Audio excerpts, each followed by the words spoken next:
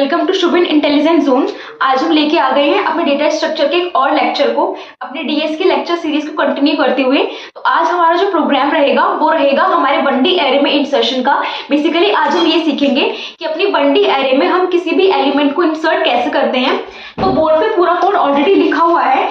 अब इस प्रोग्राम को, इस कोड को लाइन बाय लाइन रन करेंगे और देखेंगे कैसे इसमें हमारा काम होता है, कैसे हम इंसर्ट करते हैं अपने एलिमेंट को। तो चलिए स्टार्ट करते हैं।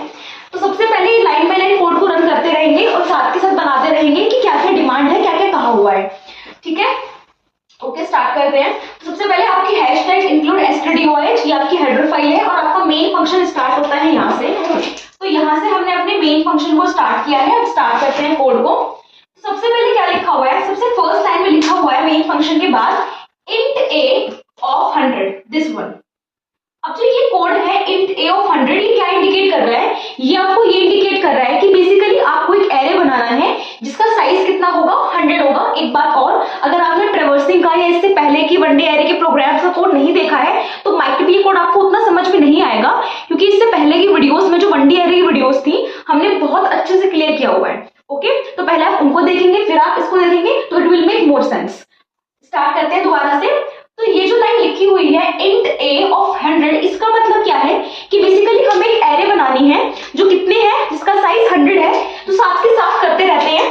तो हमारे पास एक एरे है, ऑब्वियस 1D एरे, जिसका साइज कितना होगा, 100 होगा। तो मैंने आपको बताया था कि हमारे जो एरे की इंडेक्सिंग है वो स्टार्ट होती है 0 से। तो अगर मैं 100 साइज के एरे की इंडेक्सिंग 0 से स्टार्ट करूंगी तो it will go to up to 0 1 2 3 4 5 6 up to 99, right? क्योंकि मेरे एरे का साइज कितना था, 100 था। तो अगर मैं 100 साइज है तो कितने बॉक्स बनेंगे, 100 बॉक्स बनेंगे, क्योंकि मैंने उन बॉक्स की नंबरिंग, या अगर टेक्निकली बात करें तो उन बॉक्स की इंडेक्सिंग स्टार्ट की 0 से। तो it will go 0 up to 99, right? ठीक है, आगे बढ़ते हैं। आगे क्या लिखा हुआ है? आगे लिखा हुआ है कि इसी में मेरे पास एक साइज नाम का वेरिएबल है।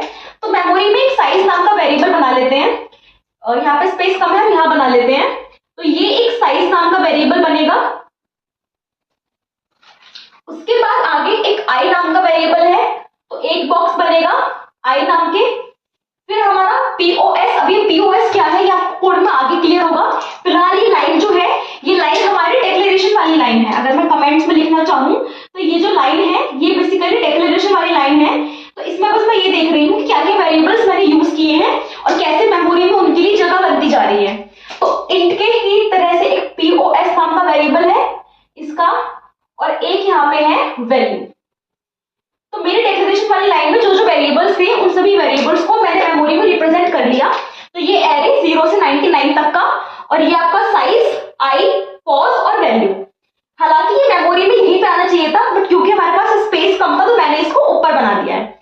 चलिए आगे बढ़ते हैं।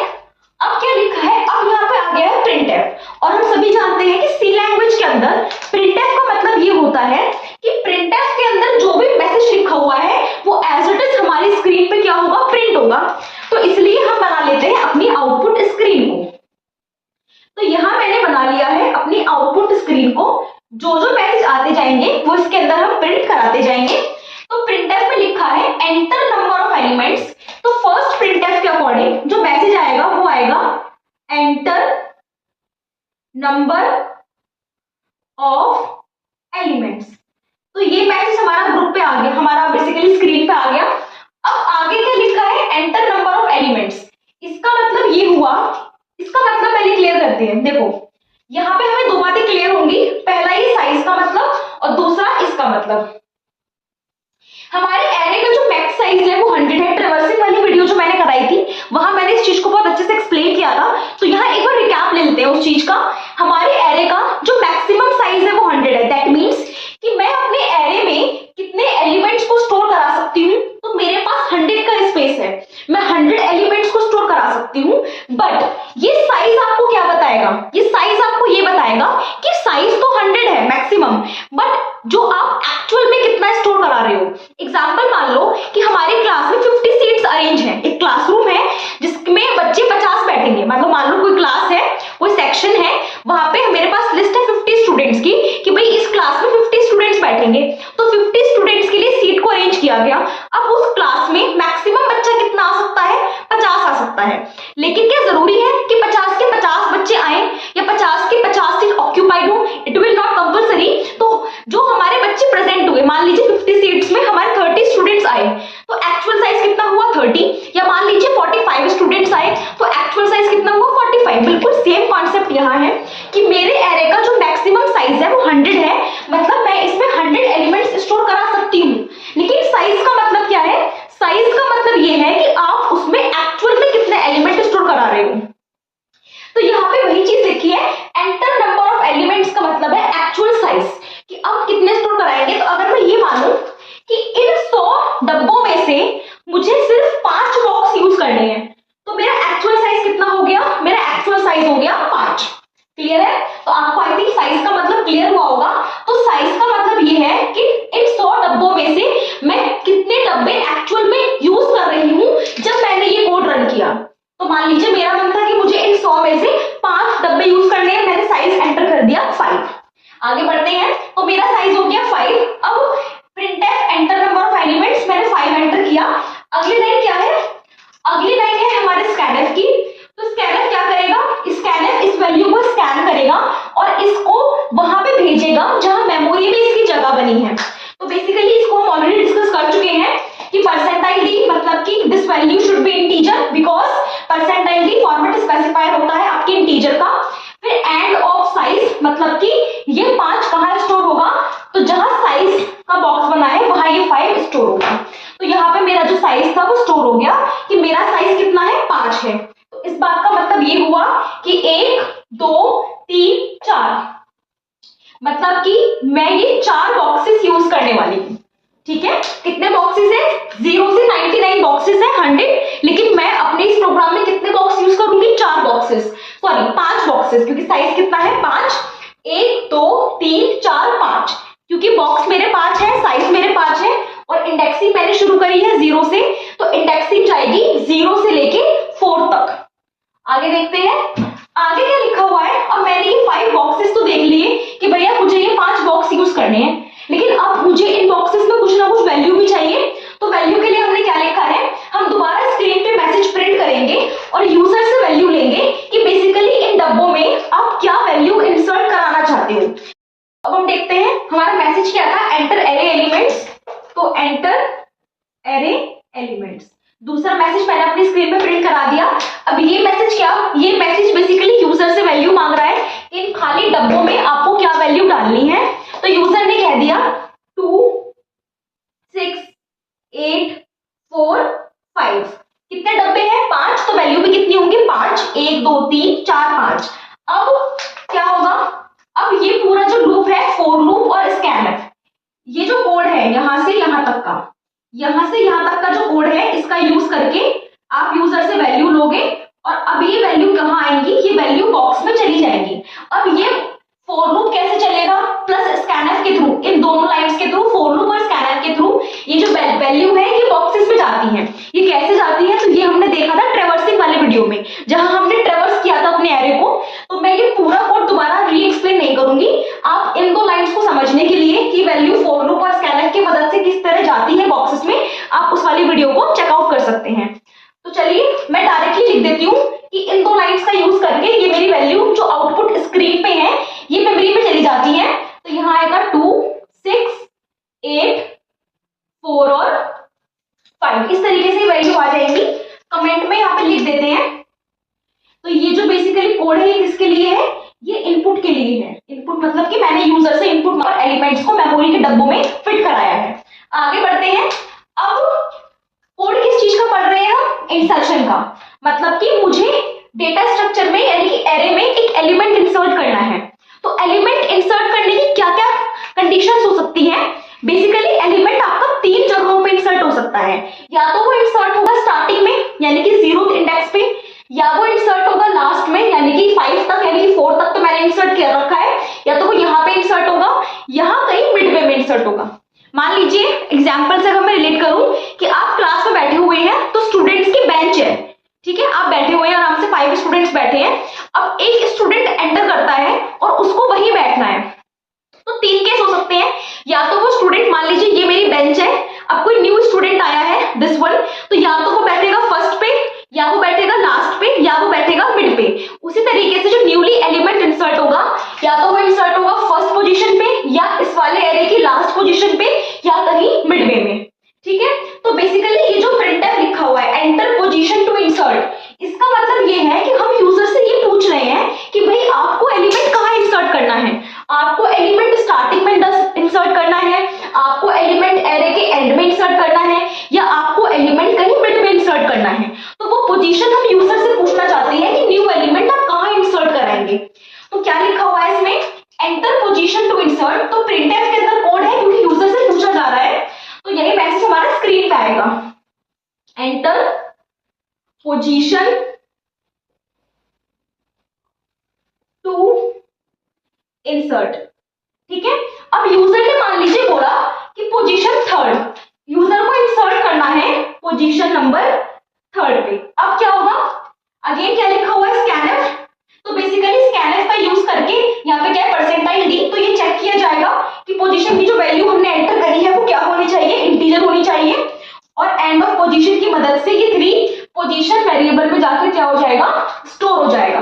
ठीक है, अब इसका मतलब देखते हैं, चलो उसको मतलब आगे देखेंगे, पहले नेक्स्ट कोड देख लेते हैं। ठीक है, नेक्स्ट अगेन एक प्रिंटफ है, अगले प्रिंटफ में क्या है, एंटर वैल्यू। तो पोजीशन थर्ड पे मुझे वैल्यू इंसर्ट करनी है। पोजीशन थर्ड का क्या मीनिंग है वो मैं बताऊंगी अभी, तो पहले ही देख लेते हैं कि पोजीशन थर्ड पे वैल्यू इंसर्ट करनी है, लेकिन वैल्यू क्या इंसर्ट करनी है, मैंने कहा कि मुझे इस एरे में एक न्यू एलिमेंट ऐड करना है या न्यू डेटा ऐड करना है, बट क्या ऐड करना है ये बताना पड़ेगा। तो वो भी हम किससे पूछेंगे, वो भी हम पूछेंगे हमारे यूजर से। तो ये जो मैसेज है printf एंटर वैल्यू, ये यूजर से ये पूछ रहा है कि आपको क्या डेटा ऐड करना है, कौन सी न्यू वैल्यू आपको इनके अलावा इसमें ऐड करनी है पोजीशन थर्ड पे। तो अगेन एक printf है, तो अगेन मैसेज आएगा एंटर वैल्यू। तो अगेन हमारा मैसेज आया वैल्यू। अब मान लीजिए यूजर ने कह दिया कि उसे 20 एंटर करना है। ठीक है, अब हमारे पास सारा आ चुका है, मुझे मालूम चल चुका है कि मेरे एरे का मैक्सिमम साइज कितना है 100, और 100 में से मैं कितने बॉक्स यूज करूंगी, 5। तो मैंने लिख दिया कि 5 बॉक्स यूज करेंगे। उन 5 बॉक्सेस में वैल्यू है 2 6 8 4 5। उसके अलावा मुझे न्यू डेटा कहाँ ऐड करना है, new data position number third पे ऐड करना है, और जो डेटा ऐड करना है उसकी वैल्यू है 20। अब मुझे ये देखना है इस वाले कोड की मदद से कि मैं न्यूली डेटा को पोजीशन थर्ड पे इंसर्ट कैसे करूंगी। तो पहले हम ये समझते हैं कि पोजीशन का मतलब क्या होता है। तो यहाँ पे 2 चीजें हैं, आपको ध्यान देना है, डोंट बी कंफ्यूज्ड। ठीक है, एक है मेरा इंडेक्स और एक है मेरा पोजीशन। 2 चीजें हैं और 2 केस हैं, केस 1 और केस 2।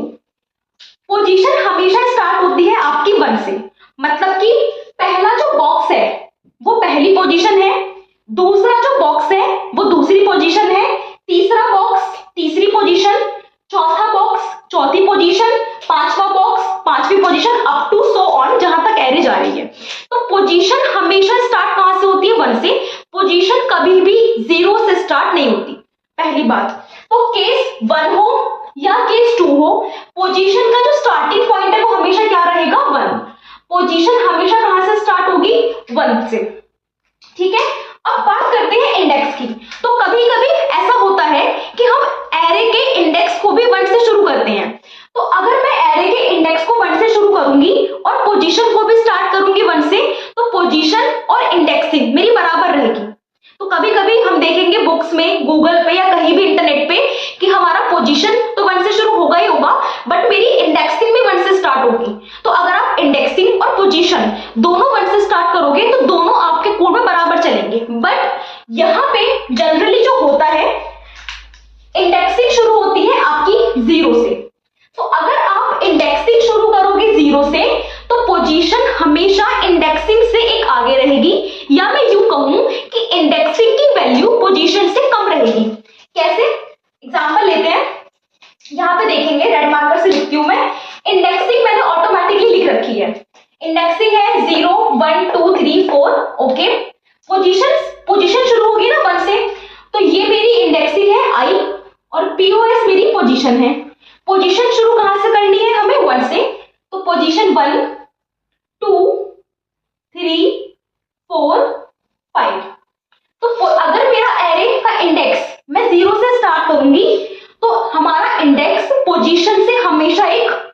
रहेगा। क्यों? क्योंकि पोजीशन शुरू करते हैं हम 1 से, तो 1 2 3 4 5, बट इंडेक्सिंग कहां से शुरू करी है मैंने? 0 से, तो 0 1 2 3 4।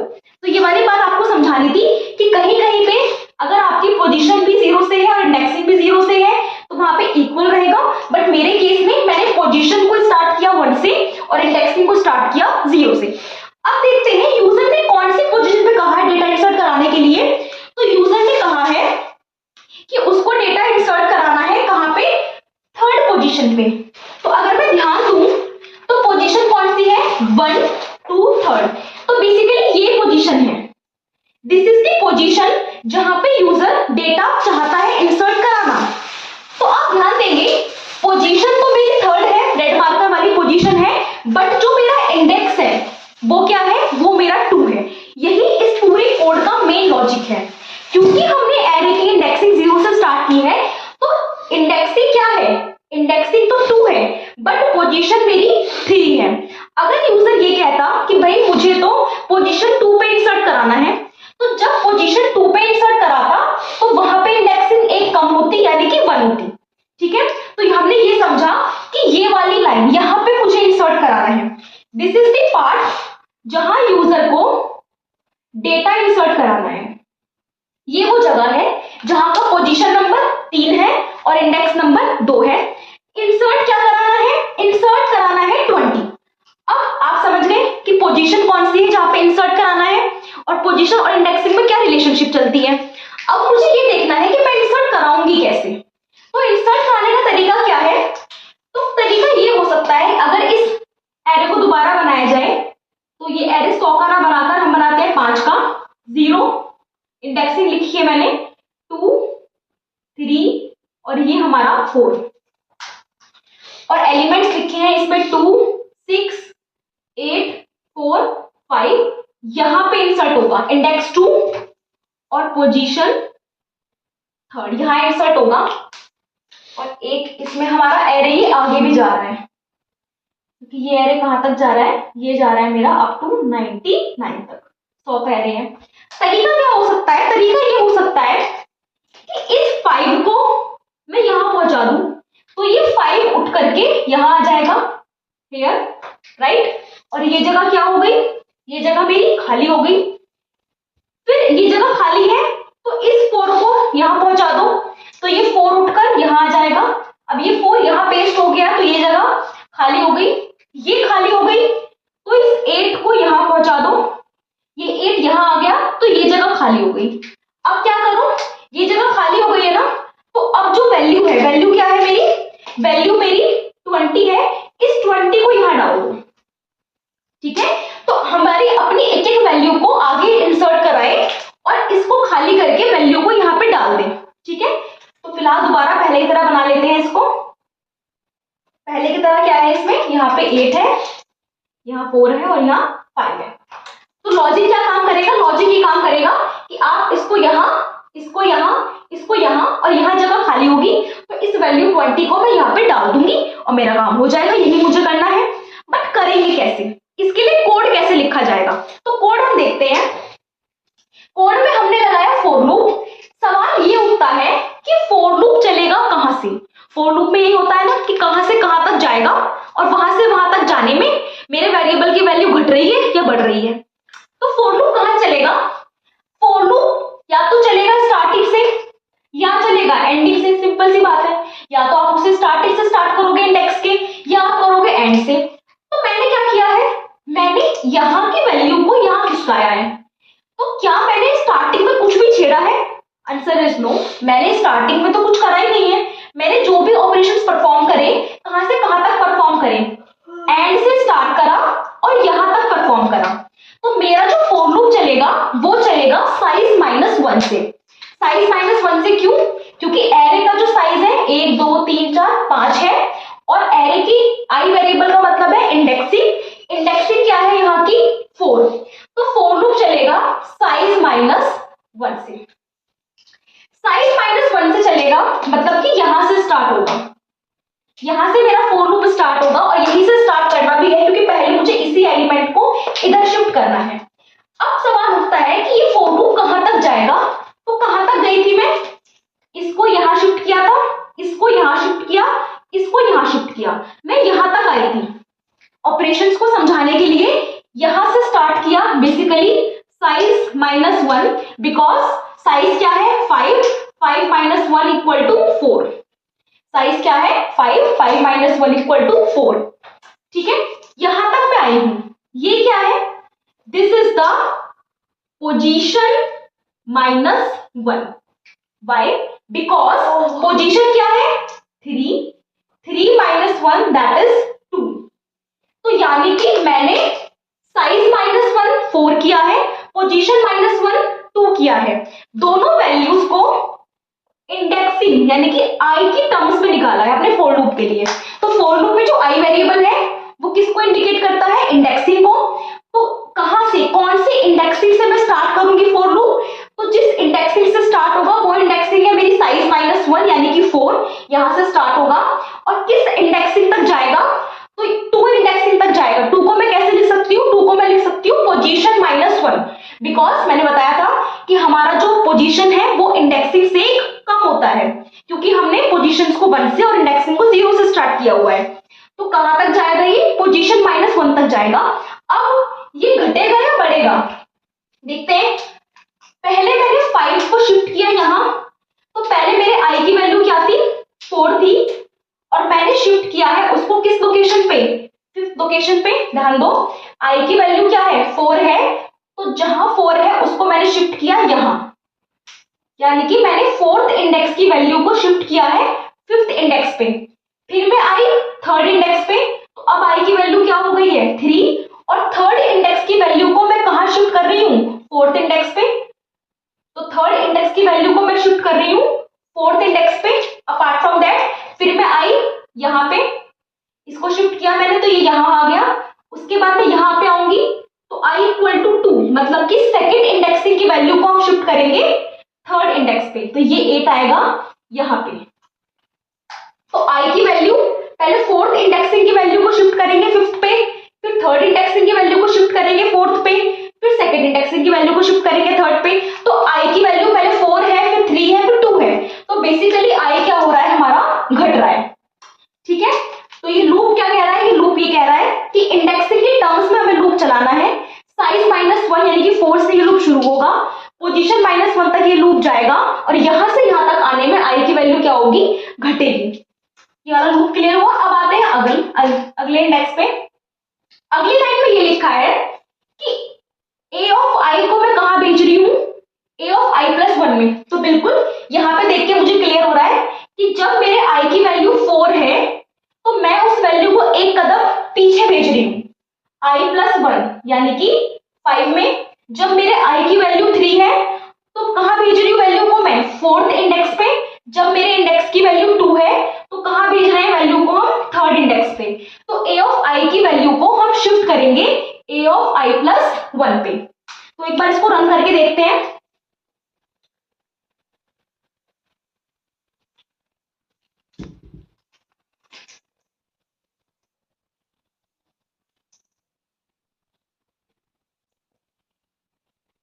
थ्री 4 और ये 5 और अप टू 99।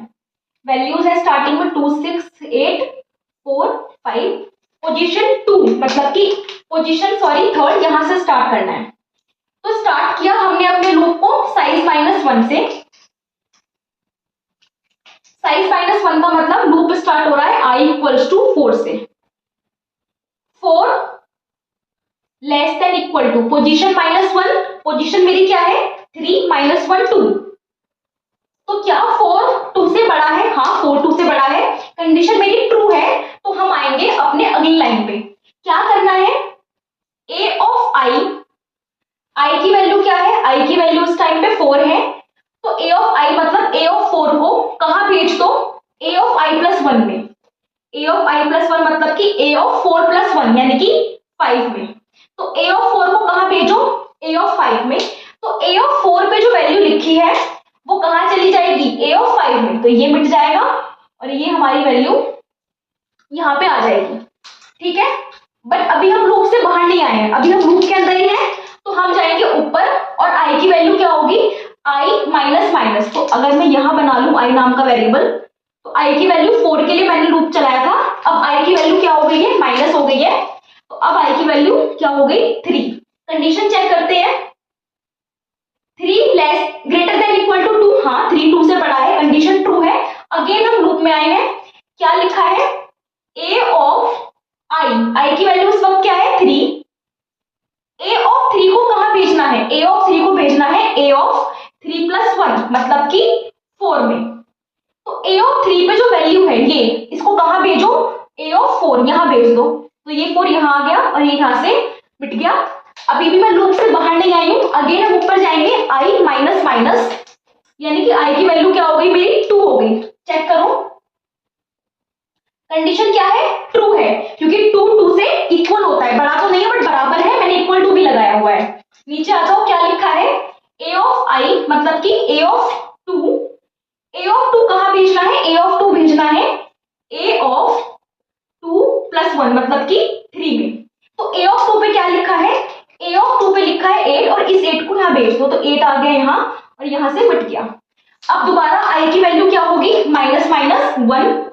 कंडीशन चेक करो, क्या 1 2 से बड़ा है या 2 के बराबर है, तो कंडीशन फॉल्स है, क्योंकि 1 तो 2 से छोटा होता है, ना तो उसके बराबर है, ना ही उसके इक्वल है, ना ही उससे बड़ा है। नीचे आएंगे, लूप से आ गए बाहर, लूप से बाहर आने पे क्या लाइन लिखी है कि जो आपने स्टोर किया है नम में, नम का मतलब यहाँ पे जो हमारी वैल्यू है, दिस इज नम, नम मतलब कि जो डेटा हमें इंसर्ट कराना है उसको कहां भेज दो, पोजीशन -1 में। तो नम मतलब कि जो वैल्यू मुझे इंसर्ट करानी है, जो मैंने यूजर से ली है, वो क्या है 20। तो 20 को कहां भेज दूं मैं, ए ऑफ पोजीशन -1, पोजीशन मतलब कि 3 -1 मतलब कि ए ऑफ 2।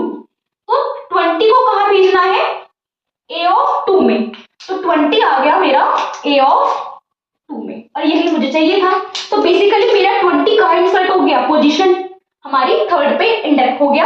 अब नीचे क्या लिखा है, साइज प्लस प्लस, ये क्यों करा मैंने, क्योंकि मैंने अपने एरे में एक न्यू एलिमेंट ऐड कराया है, तो साइज क्या होगा, उसका बढ़ जाएगा।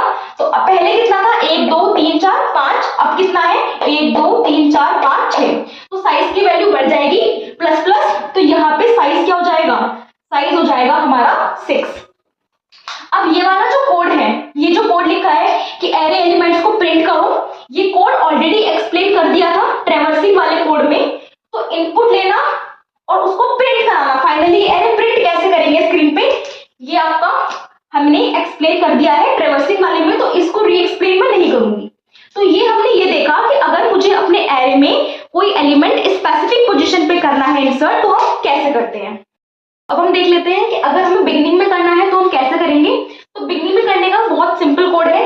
बिगिनिंग में करने का मतलब क्या है कि मुझे यहाँ पे इंसर्ट करना है, तो वेरी सिंपल, अगर बिगिनिंग में मुझे यहाँ इंसर्ट करना है तो इस एलिमेंट को यहाँ लेके आऊंगी, इसको यहाँ, इसको यहाँ, इसको यहाँ, मतलब कि वही जो हमारा लूप आएगा वही लॉजिक चलेगा। बस अभी हमने कहाँ तक करा था, पोजीशन -1 तक करा था।